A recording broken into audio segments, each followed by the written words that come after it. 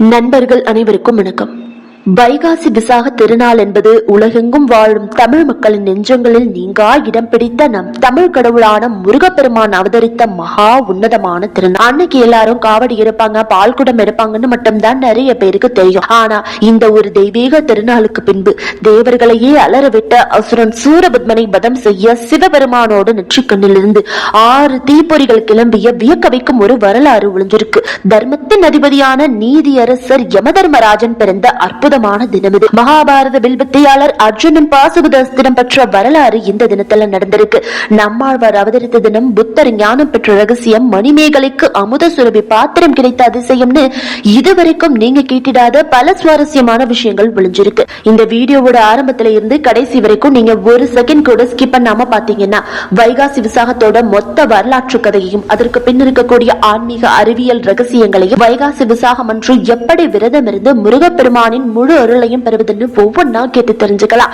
அதுக்கு முன்னாடி நீங்க ஒரு உண்மையான முருக பக்தரா இருந்தீங்க அப்படின்னா இப்பவே கமெண்ட் பாக்ஸ்ல ஓம் முருகா போற்றின்னு கமெண்ட் பண்ணிட்டு நம்ம சேனலை சப்ஸ்கிரைப் பண்ணிக்கோங்க. வாங்க இப்ப வீடியோக்குள்ள போலாம்.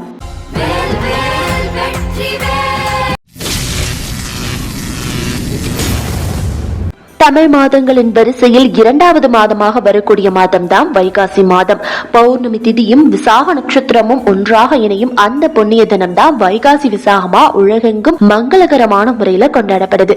இந்த வைகாசி விசாகம் 2026 வருஷம் எப்ப வருதுன்னு பாத்தீங்கன்னா மே மாதம் 29ஆம் தேதி வெள்ளிக்கிழமை முற்பகல் 10:37 மணிக்கு தொடங்கி மே மாதம் 30ஆம் தேதி பிற்பகல் 1:20 மணி வரைக்கும் இருக்கு. ஆனா பௌர்ணமி திதி மே 30ஆம் தேதி பகல் 12:55 மணிக்கு தான் தொடங்குது. மே 31ஆம் தேதி பகல் 2:45 மணி வரைக்கும் இந்த திதி இருக்குது. அதனால மே 30ஆம் தேதியதான் வைகாசி விசாகமா உலகெங்கும் வாழும் முருக பக்தர்கள் கொண்டாடுறாங்க. வைகாசி மாதத்தில் சூரிய பகவான் ரிஷபராசியில இருந்துகிட்டு தன்னுடைய 7ஆம் பார்வையான இந்த விசாக நட்சத்திரத்தை பாக்குறாரு. அதாவது சூரியனே நேர்ல வந்து முருகப்பெருமானை வழிபடக்கூடிய நாளாகவும் ஆன்மீகத்துல போற்றப்படுது. இப்போ நம்ம பல யுகங்களுக்கு முன்னாடி நடந்த வைகாசி விசாகத்தோட அந்த பிரம்மாண்டமான அசுரவத பின்னணி மற்றும் புராண கதைக்குள்ள போவோமா? சிவபெருமானோட பெருமையை உணராத பிரம்மதேவரும் இந்திரன் முதலான தேவர்களும் ஒரு கட்டத்துல தட்சனுக்கு பயந்து அவன் நடத்தின யாகத்துல கலந்துகிட்டாங்க. இதனால அவங்களுக்கு பெரிய கர்ம வினையே வந்து சேருது. அந்த சமயத்துலதான் சூரபத்மன், தாரகாசுரன், சிங்கமுகன்னு 3 அசுர சகோதரர்கள் இந்த உலகத்தையே ஆட்டி படைக்க ஆரம்பிச்சாங்க. இதுல இந்த சூரபத்மன் சாதாரண ஆள் கிடையாது. சிவபெருமான நோக்கி கோரமான கடுமையான தவம் இருந்து சிவபெருமானோட சக்தியால அவருடைய அம்சத்துல பிறக்கிற ஒருத்தரால மட்டும்தான் எனக்கு அழிவு வரணும், வேற எவராலும் எனக்கு மரணமே வரக்கூடாது அப்படிங்கிற ஒரு அசுரத்தனமான வரத்தை வாங்கிடுறான். வரம் கிடைச்ச உடனே அவனுக்கு தலைகணம் ஏறி போகுது. தேவர்கள் முனிவர்கள்னு யாரையும் நிம்மதியா இருக்க விடல. எல்லாரையும் பிடிச்சு சிறையில போட்டு சித்திரவதை செய்யறான். தேவேந்திரனே அவனுக்கு கை கட்டி வேலை செய்யற நிலைமை வந்துருச்சு. பிரம்மதேவர் கூட அசுரர்களுக்கு ஏவல் வேலை செய்யற அளவுக்கு கொடுமை உச்சத்துக்கு போய் பல ஆண்டுகளா இந்த துன்பத்தை அனுபவிச்ச தேவர்கள் கடைசியா மகாவிஷ்ணு கிட்ட போய், சுவாமி எங்களை இந்த அசுரன்கள் கிட்ட இருந்து காப்பாத்துங்கன்னு கதறுறாங்க. விஷ்ணு பகவான் என்ன சொல்றாருன்னா, சிவபெருமானோட அம்சத்துல ஒரு குமாரன் பிறந்தா மட்டும்தான் சூரபத்மனை அழிக்க முடியும். இப்போ ஈசன் தியானத்துல இருக்காரு. மன்னன் ஹீமமானோட மகளா பிறந்து வளர்ந்து வர பார்வதி தேவி மேல சிவபெருமானுக்கு காதல் ஏற்படுற மாதிரி மன்மதனை வைத்து காமவானத்தை தடுக்க சொல்லுங்கன்னு ஆலோசனை கொடுக்கிறாரு. உடனே பிரம்மதேவர் மன்மதனை கூப்பிட்டு கட்டளை போடுறாரு. மன்மதனுக்கு உள்ளுக்குள்ள பயம் நடுங்குது. ஏன்னா நெருப்பே வடிவமான ஈசனோட கோபத்தை பத்தி அவனுக்கு ரொம்ப நல்லா தெரியும். சுவாமி என்னால சிவபெருமான் கிட்ட நெருங்கவே முடியாதுன்னு எவ்வளவோ மறுத்து பாக்குறான். ஆனா பிரம்மதேவர் ஏன் சாபத்துக்கு நீ ஆளாகிடுவேன்னு மிரட்டினதால வேற வழி இல்லாம மன்மதன் கைலாயத்துக்குள்ள நுழைகிறான். யோக நிலையில ஆழ்ந்த தியானத்துல இருந்த சிவபெருமான் மீது மன்மதன் தன்னுடைய காம அம்பை தொடுக்கிறான். அவ்வளவுதான். அந்த அம்பு ஈசனை தொடுறதுக்கு முன்னாடியே தன்னுடைய ஞான கண்ணால அனைத்தையும் அறிந்த எம்பெருமான் கோபத்தோட உச்சிக்கே போய் தன்னுடைய 3வது நெற்றிக் கண்ணை திறந்து அந்த நெருப்புல மன்மதனை அப்படியே எரிச்சு சாம்பல் ஆக்கிடுறாரு. தேவர்கள் எல்லாரும் பயத்துல நடுங்கி போய் ஈசனோட காலில் விழுந்து துதித்து பாடி தங்களோட தவற மன்னிக்கும்படி வேண்டுறாங்க. சாந்த நிலைக்கு வந்த சிவபெருமான் தேவர்களின் துடைக்க நினைத்து பார்வதி தேவிய முறைப்படி திருமணம் செஞ்சுட்டு வந்து கைலாயத்துக்கு திரும்புறாரு. அப்போது தேவர்கள் எல்லாரும், சர்வேஸ்வரா எங்களுக்கு நிகரற்ற ஒரு மைந்தனை தந்து இந்த அசுர கூட்டத்தை அழியுங்கன்னு வேண்டிக்கிறாங்க. தேவர்களுக்கு மேலும் துன்பம் கொடுக்க விரும்பாத சிவபெருமான் உடனே தன்னுடைய பழமையான 6 திருமுகங்களையும் காற்றாரு. ஈசானம், தத்புருஷம், அகோரம், வாமதேவம், சத்யோஜாதம், அதோமுகம்னு இந்த 6 முகங்கள்ல இருந்தும் பயங்கரமான ஒளியோடு 6 தீப்பொறிகள் வெடிச்சு வெளிவருது. அந்த நெருப்போட சூடு எப்படி இருந்ததுன்னா சூரியனை விட பன்மடங்கு பிரகாசமாகவும் உலகமே பத்தி எரியிற மாதிரியான மகா உஷ்ணமாகவும் இருந்திருக்கு. இதை பார்த்து பார்வதி தேவியும் தேவர்களுமே பயந்து நடுங்குறாங்க. சிவபெருமான் உடனே வாயு தேவனுக்கும் அக்னி தேவனுக்கும் கட்டளையிடுறாரு, இந்த 6 தீப்பொறிகளையும் கொண்டு போய் கங்கையில சேருங்க. வாயுவும் அக்னியும் அந்த தீப்பொறிகளை தூக்கிட்டு போறாங்க. ஆனா என்ன கொடுமைன்னா, நெருப்புக்கே அதிபதியான அக்னி தேவனாலேயே அந்த நெற்றிக்கண் நெருப்போட சூட்டை தாங்க முடியல. அவங்க 2 பேரும் கஷ்டப்பட்டு ஓடி போய் அதை கங்கையாத்தல விடுறாங்க. கங்கையாலும் அந்த உஷ்ணத்தை தாங்க முடியாம அந்த 6 தீப்பொறிகளை அப்படியே அடிச்சுட்டு போய் சரவண போய் அப்படிங்கிற ஒரு மகா பவித்திரமான தாமரை குளத்துல சேர்க்குது. அங்க இருந்த 6 அழகான தாமரை மலர்கள் மேல அந்த 6 தீப்பொறிகளும் விழுந்தவுடனே முகம் முழுவதும் தெய்வீக தேஜஸோடு 6 அழகான பச்சிளம் குழந்தைகளாக மாறுறாங்க. விண்ணை முட்டும் அளவுக்கு மங்கள முழக்கம் கேக்குது. இந்த 6 குழந்தைகளையும் அன்போடு வளர்க்கிற பொறுப்பு 6 பெண்களுக்கு கிடைக்குது. அவங்க தான் கார்த்திகை பெண்கள். அவங்க அந்த குழந்தைகளுக்கு பாலூட்டி சீராட்டி வளர்த்ததாலதான் முருகனுக்கு கார்த்திகேயன் அப்படிங்கிற ஒரு பெயர் வந்திருக்கு. ஒரு நாள் சிவபெருமானும் பார்வதி தேவியும் சரவண பொய்கை ஆற்றுக்கு வராங்க. அந்த 6 குழந்தைகளையும் பார்த்த உடனே பார்வதி தேவிக்கு தாய்ப்பாசம் பொங்குது. ஓடி போய் அந்த 6 குழந்தைகளையும் ஒன்னா சேர்த்து வாரி அணைக்கிறாங்க. என்ன ஒரு ஆச்சரியம், அந்த 6 குழந்தைகளும் ஒன்னோடு ஒன்னா இணைந்து 6 முகங்களும் 12 கைகளும் கொண்ட ஒரே மகா சக்தியா சண்முகனா உருவெடுக்குது. இந்த பிரம்மாண்டமான அவதாரம் நடந்த அந்த புண்ணிய நாள் தான் வைகாசி விசாகம். இதனாலதான் முருகனுக்கு விசாகன் அப்படிங்கிற பெயரும் இருக்கு. வி அப்படின்னா பட்சி, பறவை. சாகன் அப்படின்னா பயணம் செய்பவன், அதாவது மயில் என்ற பறவையை தன்னுடைய வாகனமாக கொண்டு பயணம் செய்பவன். இதுக்கு ஒரு ஆழமான அர்த்தமும் உண்டு. முருகப்பெருமான நாம சண்முகா ஆறுமுகான்னு கொண்டாடுறோம். ஆனா எதுக்காக ஒரு கடவுளுக்கு 6 முகம் இருக்கணும்? இதுக்கு பின்னாடி ஒரு மிகப்பெரிய தத்துவமே ஒளிஞ்சிருக்கு. நம்ம உடம்புல இருக்கக்கூடிய 5 புலன்கள், கண், காது, மூக்கு, வாய், மெய், நம்மளோட 6வது அறிவான மனசோடு ஒன்னா சேரும் போது அங்க ஞானம் பிறக்குது.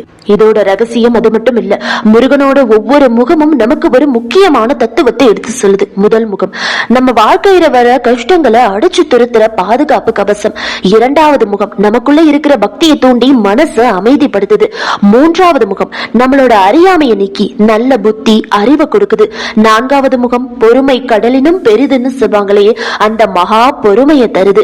5வது முகம் உலகத்துல இருக்கிற எல்லா உயிர்கள் மேலையும் அன்பு காட்டணும்னு போதிக்குது. 6வது முகம் எதிரிகளை கண்டு பயப்படாம வீரத்தோட போராட நமக்கு அசாத்திய தைரியத்தை தருது.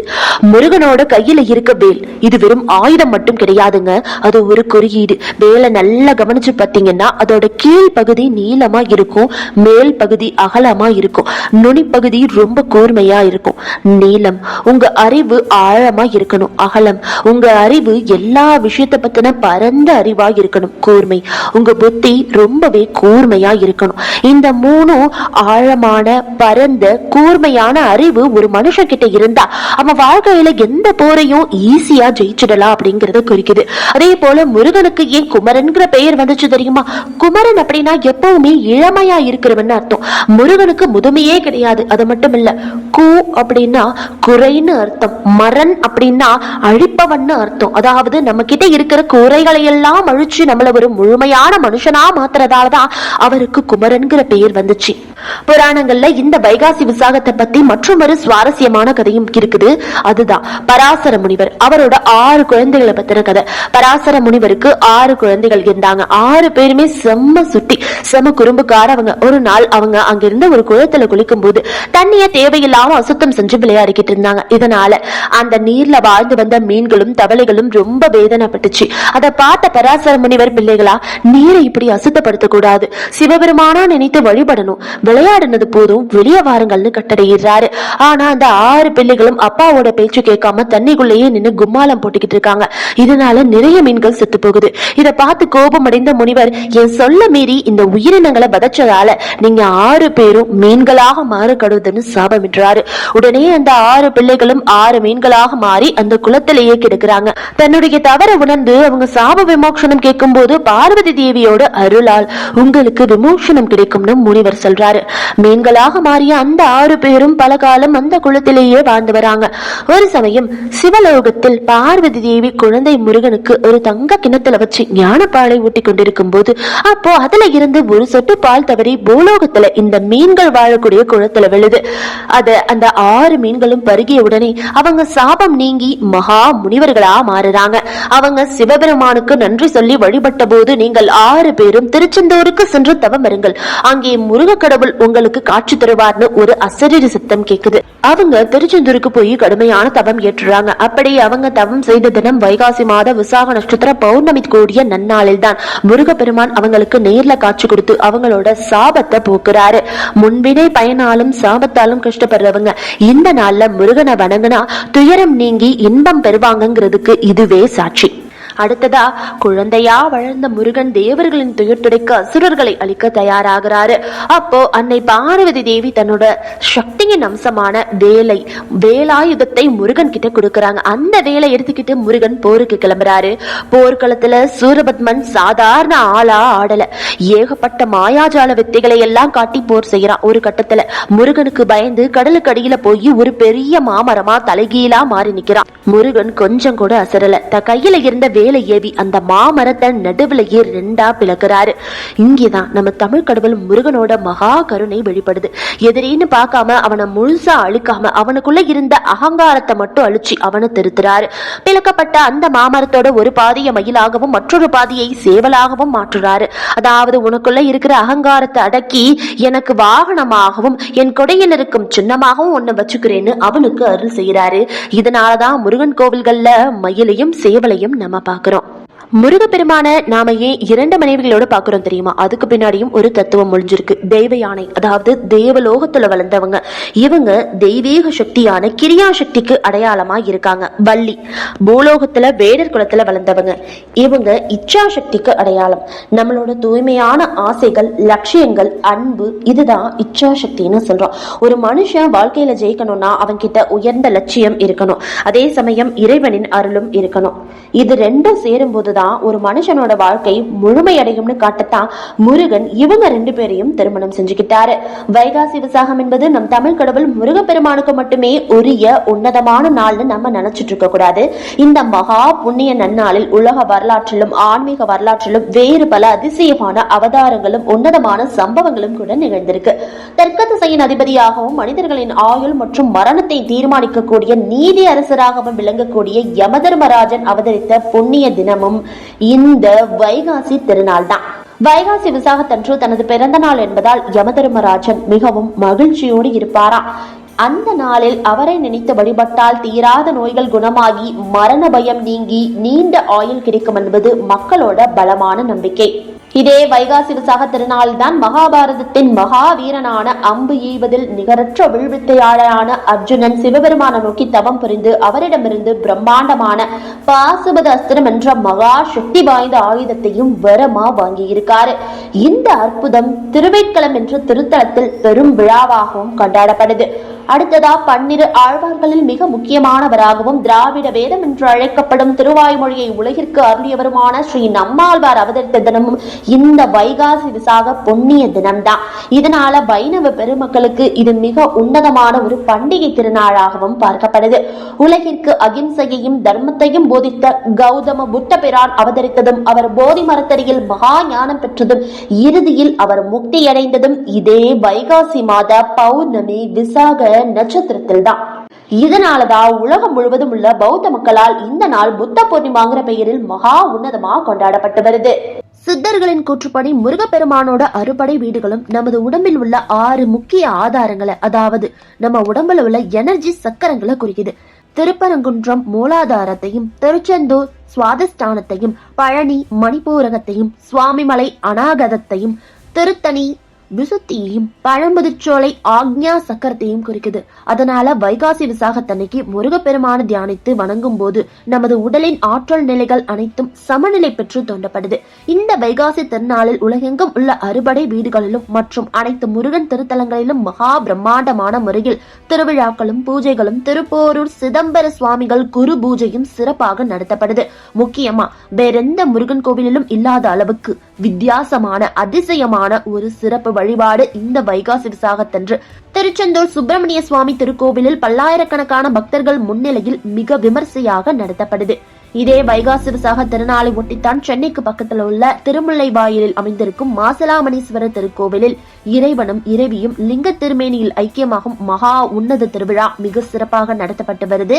மணிமேகலை காப்பியத்தின்படி மணிப்பல்லவ தீவில் காவல் தெய்வமாக விளங்கும் தீவதிலகை தோன்றி மணிமேகலையிடம் வைகாசி பௌர்ணமி நாளில் கோமிகு பொய்கையில் இருந்து அல்ல அல்ல குறையாத அமுத சிறவி எனும் அச்சய பாத்திரம் வெளிவரும் என்று கூறி வழங்கியதும் இந்த நாளின் சிறப்புகளில் ஒன்று. உலக மக்களின் பசிப்பிணியை போக்குவதற்காகவே வைகாசி முழு நிலவு நாளில் அமுத சிறுபி பாத்திரத்தை எடுத்துக்கொண்டு மணிமேகலை பூம்புகார் நகருக்கு திரும்பினாள். ஆந்திர மாநிலம் சிம்மாசலத்தில் எழுந்தள்ளி இருக்கும் வராக லட்சுமி நரசிம்மமூர்த்திக்கு ஆண்டு முழுவதும் சந்தன காப்பு சாத்தப்பட்டிருக்கும். ஆனா இந்த வைகாசி விசாக நன்னாளில் மட்டும் அவருடைய மூல விக்கிரகத்தின் இயற்கையான திருமேனி தோற்றம் பக்தர்களின் தரிசனத்திற்காக காட்டப்பட்டு அதற்கு பிறகு 500 கிலோ புதிய சந்தனம் கொண்டு சந்தன காப்பு சாத்தப்படும். வைகாசி பௌர்ணமி நாளில் சிவபெருமானுக்கு மகிழம்பூ நிறத்தில் பட்டு வஸ்திரம் சாத்தி 108 பத்மராக கற்களால் ஆன மாலைகளை அணிவித்து எல் சாதத்தை நைவேத்தியமாக படைத்தால் நம்முடைய சகல பாவங்களும் நீங்கும் என்பது ஆன்றோர்களின் நம்பிக்கை. ஆன்மீக வல்லரான வடலூர் ராமலிங்க அடிகளார் உலக மக்கள் அனைவருக்கும் பொதுவான ஆன்மீக ஒளியை காட்டுவதற்காக வடலூரில் சத்தியஞான சபை என்னும் உன்னதமான அமைப்பை தோற்றுவித்ததும் இந்த வைகாசி மாதத்தில்தான். இப்படிப்பட்ட பல மகா ஆன்மீக முக்கியத்துவம் வாய்ந்த வைகாசி விசாக நன்னாளில் நாம் நம்முடைய வீடுகளில் எவ்வாறு விரதம் இருந்து முருகப்பெருமான முறைப்படி வழிபட வேண்டும் அப்படிங்கிறதுக்கு சில முக்கியமான ஆன்மீக விதிமுறைகளும் வகுக்கப்பட்டிருக்கு. வைகாசி விசாகத்தன்று அதிகாலையிலேயே, அதாவது பிரம்ம முகூர்த்தம் நேரமான காலை 4:30 மணி முதல் 6 மணிக்குள்ளாக எழுந்து வீட்டை தூய்மை செய்து பவித்திரமாக நீராடி விரத நாட்களில் எண்ணெய் தேய்த்து குளிக்காமல் வெறும் தண்ணீரில் மட்டும் நீராடணும். பூஜை அறையில உள்ள முருகன் வள்ளி தெய்வானை திருப்படங்கள் சிலைகளை தூய்மை செய்து சந்தன குங்குமத்தால பொட்டு வச்சு மலர்களால அலங்கரிச்சுக்கோங்க. முருகப்பெருமானுக்கு சிவப்பு நிற மலர்கள் தான் ரொம்பவே பிடிக்கும். அதனால செவ்வரளி, செம்பருத்தி, ரோஜா மலர்களை கொண்டு அலங்காரம் செய்யணும். பூஜையின் தொடக்கமாக முதலில் மஞ்சள் அல்லது பசுஞ்சாணத்தால் சிறிய விநாயகரை படித்து வைத்து அவருக்கு அருகம்புல் சாற்றி முதன்மை கடவுளான விநாயகர் வழிபாட்டை நிறைவு செய்யணும். அதுக்கப்புறமா குத்துவிளக்கேற்றி முருகப்பெருமானுக்குரிய போற்றிகள் மற்றும் நாமங்களை ஓதி தீப தூப ஆராதனைகளை காட்டி வழிபடணும். முருகப்பெருமானுக்கு உகந்த நைவேத்தியங்களான சர்க்கரை பொங்கல், தினை மாவு, பால், பாயாசம், சித்திரானங்களை தலைவாழ இலையில படைக்கலாம். அன்னைக்கு உங்க வீட்டுல விளக்கேத்தி கந்த சஷ்டி கவசம், கந்தர் அனுபூதி, திருப்புகழ் போன்ற முருகனின் உன்னதமான பாமாலைகளை பாராயணம் செய்யறது உங்க வீட்டுக்குள்ள நேர்மறையாற்றுல அசுர வேகத்துல கொண்டு வந்து சேர்க்கும். வைகாசி விசாக விரதத்தின் போது உடல்நிலை ஒத்துழைப்பவர்களாக இருந்தா நாள் முழுதும் பச்சை தண்ணீர் கூட குடிக்காம உபவாசம் இருக்கலாம். முடியாதவங்க, முதியவர்கள், கர்ப்பிணி பெண்கள் பால் பழங்களை உணவாக எடுத்துக்கிட்டு உங்களோட விரதத்தை தொடங்கலாம். மாலை நேரத்துல பக்கத்துல உள்ள முருகன் கோவிலுக்கு போய் பாலாபிஷேகம் செய்து சுவாமி தரிசனம் முடித்த பிறகு உங்களோட வீட்டுல விரதத்தை பூர்த்தி செய்யலாம். வசதி இருப்பவங்க உங்களோட வீட்டிலேயே சிறிய முருகர் சிலைக்கு பாலாபிஷேகம் செய்து நைவேத்தியம் படைத்து வழிபட்டுவாங்க. வைகாசி விசாக விரத நாளில் நாம செய்யக்கூடாத சில முக்கியமான விஷயங்களும் இருக்கு. அதெல்லாம் என்னென்னு பார்க்கலாம். அசைவ உணவுகளை சமைக்கவோ சாப்பிடவோ செய்யாதீங்க. முழுமையான சைவ உணவு மட்டுமே எடுத்துக்கோங்க. முருகன் ஞானத்தின் வடிவம் என்பதால் இந்த நாளில் யார் கூடவும் வீண் சண்டைகள் போடக்கூடாது, கோபப்படக்கூடாது, பொய் பேசக்கூடாது. மனசை எப்பவும் தூய்மையாகவும் அமைதியாகவும் இறை சிந்தனையோடையும் வச்சுக்கணும். வைகாசி விசாக மாதம் என்பது கோடை காலத்தின் உச்சமாக சூரியனின் கதிர்கள் தங்களுடைய முழு வெப்பத்தையும் பூமிக்கு கொடுக்கும் கத்திரி வெயில் காலமாய் இருக்கதால இந்த நாளில் பசியோடும் தாகத்தோடும் வரும் ஏழை எளிய மக்களுக்கு தான தர்மங்கள் செய்வது மகா புண்ணியத்தை தரும். வைகாசி விசாகத்தன்று வெயிலின் தாக்கத்தை குறைக்கும் பொருட்டு மக்களுக்கு குடை, தயிர் சாதம், நீர்மோர், பானக்கம் போன்ற குளிர்ச்சியான பானங்களையும் உணவுகளையும் தானமாக கொடுக்கிறது நம்முடைய முன்னோர்களின் கர்மவினைகளை நீக்கி நம்முடைய குளம் தலைத்து வளரக்கூடிய புத்திர பாக்கியத்தை வாரி வழங்கும் என்பது ஆன்மீக பெரியோர்களின் வாக்காயிருக்கு. வைகாசி விசாகம் அன்னைக்கு நம்ம மேற்கொள்ளக்கூடிய இந்த மகா விரதத்தினால நம்முடைய வாழ்க்கையில எண்ணற்ற நற்பலன்களும் அற்புதங்களும் வீடு தேடி வருங்கிறது நிச்சயம். நீண்ட நாட்களாக குழந்தை பாக்கியம் இல்லாமல் தவித்து வரும் தம்பதியினர் கூட இந்த நாளில் முருகனை நினைத்து விரதம் இருந்து கோவிலுக்கு பால் குடம் எடுத்து நேர்த்திக்கடன் செலுத்தினால் சீக்கிரமே மழை செல்வம் உண்டாகும். அதே போல ஜாதகத்துல செவ்வாய் தோஷம், இதர கிரக தடைகளால் திருமணம் தள்ளி போய்கொண்டிருக்கும் கன்னி பெண்களுக்கு முருகனின் மகா கிருபையால் தடைகள் அனைத்தும் நீங்கி சீக்கிரமே கெட்டிமேளம் கொட்டும் மங்களகரமான சூழ்நிலை உண்டாகும். செவ்வாயின் அதிபதியான முருகனை வணங்குவதே இதற்கு சிறந்த பரிகாரமாகும். இந்த வைகாசி விசாகத்தன்னைக்கு முழு மனசோட அந்த வடிவேலனை நினைச்சு கும்பிட்டு வேல் வெற்றிவேல்னு சொல்லிட்டு உங்க வேலைகளை ஆரம்பிங்க. உங்க வாழ்க்கையில எல்லா தடைகளும் உடைஞ்சி அந்த வேலவன் அருளால உங்க வாழ்க்கை பிரகாசமா மாறி மகா வெற்றி நிச்சயம் கிடைக்கும். இந்த வைகாசி விசாகத்தோட மகா காவிய வரலாறு, அதுக்கு பின்னாடி இருக்கக்கூடிய பிரம்மாண்டமான ஆன்மீக ரகசியங்களும் இப்ப உங்களுக்கு முழுசா புரிஞ்சிருக்கும்னு நம்புறோம். இந்த வீடியோல நம்ம பார்த்த விஷயங்களை உங்களுக்கு ரொம்பவே ஆச்சரியத்தை தந்த, இதுவரைக்கும் நீங்க கேட்டிடாத புதிய தகவல் எதுங்கிறத மறக்காம கீழே கமெண்ட் பாக்ஸ்ல எங்க கூட ஷேர் பண்ணுங்க. நீங்க சொல்ற கமெண்ட்காக தான் நாங்களும் அவளோட காத்துக்கிட்டு இருக்கோம். அது மட்டும் இல்லாம வர மே 30 வெள்ளிக்கிழமை அன்னைக்கு நீங்க எல்லாரும் எப்படி விரதம் இருக்க போறீங்க, உங்க ஊர் முருகன் கோவில்ல என்னெல்லாம் விசேஷங்கள் நடக்க போகுதுன்னு கமெண்ட்ல சொல்லுங்க, நாங்க பார்த்து தெரிஞ்சுக்கிறோம். இந்த வீடியோ உங்களுக்கு நிஜமாகவே பயனுள்ளதா இருந்திருக்கும் நினைக்கிறேன். அப்படி நீங்க நினைச்சீங்கன்னா முருகப்பெருமானோட மகா கிருபையும் அருளும் உங்க நண்பர்கள் குடும்ப உறுப்பினர்கள் எல்லாருக்கும் கிடைக்கணும்னு ஆசைப்பட்டீங்கன்னா உடனே இந்த வீடியோவை அவங்க கூட ஷேர் பண்ணி விடுங்க. அப்படியே போற போக்குல நம்ம வீடியோக்கு ஒரு லைக் தட்டிடு. நீங்க இன்னும் நம்ம சேனலை சப்ஸ்கிரைப் பண்ணலன்னா மறக்காம சப்ஸ்கிரைப் பண்ணி அந்த பெல் ஐக்கானையும் கிளிக் பண்ணிக்கோங்க. அப்பதான் இது போல விறுவிறுப்பான ஆன்மீக தகவல்கள் உங்களுக்கு தொடர்ந்து கிடைக்கும். வைகாசி விசாக நன்னாளில் அந்த வேலவன் அருளால் உங்க வாழ்க்கையில இருக்க தடைகள் எல்லாம் உடைஞ்சு நீங்க நினைச்ச காரியங்கள் எல்லாம் மகா வெற்றி அடையும். வைகாசி விசாக நன்னாளில் அந்த வேலவன் அருளால் உங்க வாழ்க்கையில இருக்க தடைகள் எல்லாம் உடைந்து நீங்க நினைச்ச காரியங்கள் எல்லாம் மகா வெற்றி அடையணும்னு அந்த முருகப்பெருமான் கிட்ட உங்களுக்காக நாங்களும் வேண்டிக்கிறோம். அடுத்து வேறு ஒரு ஆன்மீக தகவலோடு உங்களை சந்திக்கிறோம். நன்றி, வணக்கம். வெற்றிவேல் முருகனுக்கு அரோகரா.